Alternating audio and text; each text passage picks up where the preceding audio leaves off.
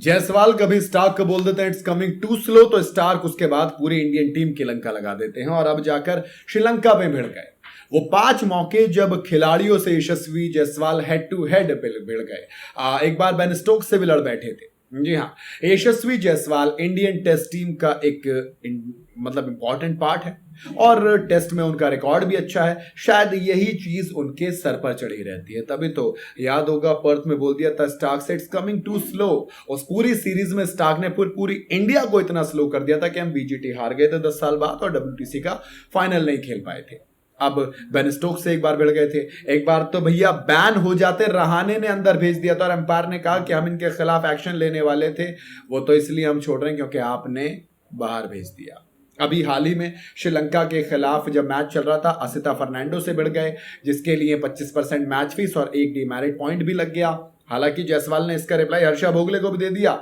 हर्षा भोगले कहते line cross की है, कहा कि जब तक पता होना हो ना ज्यादा ना बोला करो। जी हाँ, अब असिता फर्नांडो से भिड़ गए थे, दरअसल 3 चौके मार दिए थे, फिर बोल्ड कर लिया तो गुस्सा दिखाया और फिर दोनों के सर तक भिड़ गए, जिसके बाद तमाम खिलाड़ी और अंपायर बीच में आए, दोनों ने मामले को शांत कराया और जायसवाल से बाहर जाने की बात कही। फिजिकल हुए तो रेफरी ने शिकायत कर दी, इसके बाद ये लाजिम भी था होना, एक्शन लिया गया। जायसवाल का पहला मौका नहीं। दूसरा मौका मिचेल स्टार्क से बहस हो गई थी 2024-25 की बॉर्डर गावस्कर ट्रॉफी, कैसे कोई भूल सकता है, रोहित और विराट की आखिरी सीरीज थी वो। जायसवाल और मिचेल स्टार्क दोनों के बीच मजाक में बातें ज्यादा बढ़ गई। मिचेल स्टार्क बॉल डालने के बाद जायसवाल पर हंस रहे थे।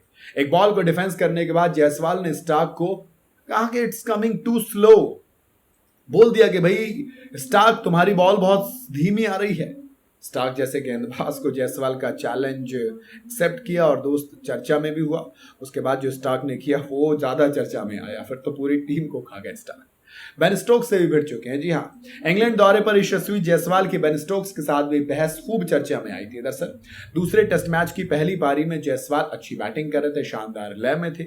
इसी बीच स्टोक्स की कुछ बातें जायसवाल को पसंद नहीं आई और उन्होंने जवाब में स्टोक्स से कहा कि आप मेरे मुंह से कुछ सुनना नहीं चाहेंगे दोस्त। दोनों के बीच ये बहस ज्यादा बड़ी नहीं हुई, लेकिन जायसवाल का रवैया समझ में आ गया कि जायसवाल किसी से डरते नहीं है, पीछे फाइट बैक करना जानते हैं।